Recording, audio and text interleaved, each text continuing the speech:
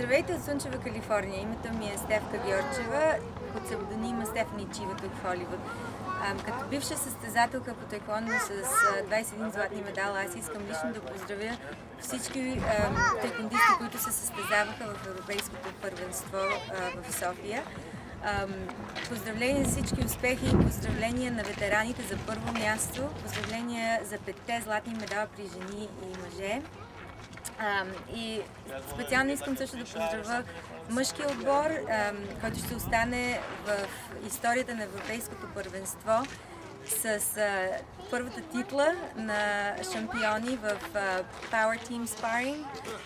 Специални поздрави на Амалия Колева, която въпреки тежка контузия и само 6 месеца след операцията си успя да завоюва титла в Power Test чупене и стана вице-шампион по индивидуален спаринг. Албена Малчева, поздравления, героят на Европейското първенство, с 3 различни златни медали в 3 различни дисциплини, с завоюваната купа за най-техничен състезател.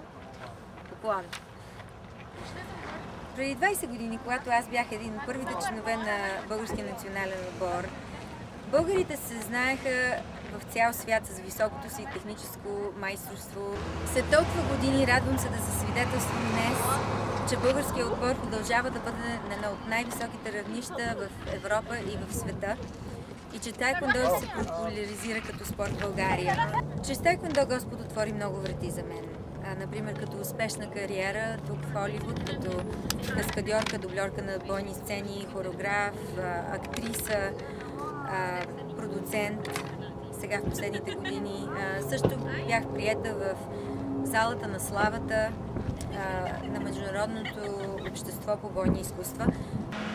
Но всички тези постижения някак си остават на заден план в сравнение с това колко бях вдъхновена още от малко от моралния код на таеквондо, който казва: защитавай беззащитните. Също цитирам от моралния код по хуманност, точка Д. Казва се: таеквондистът трябва да има непреклонното желание да постигне това, което е правилно и добро, независимо от това колко незначителни изглеждат резултатите от начало, в сравнение с това колко труд е положен. От същото това вдъхновение, аз съм се захванала с една огромна кауза да допринеса с всичко, което мога към края на комерциалната сексуална експлоатация на деца, което е глобален проблем, много разпространен. 2 деца са продадени за сексуална експлоатация всяка минута. И като говорим за деца, говорим за 18-месечни до 16-годишни, 3, 4, 5 годишни момиченца и момченца са изнасилвани всеки ден по 10, по 15 пъти на ден. И аз призовавам всички таеквондисти да бъдат верни и искрени да останат към хуманния код на таеквондо и да се присъединят към тази борба. Също треньорите, създайте система за деца, за самозащита, която наистина може да работи в истински ситуации. Аз тук вече започвам да създавам такава система и да обучавам деца и семейства.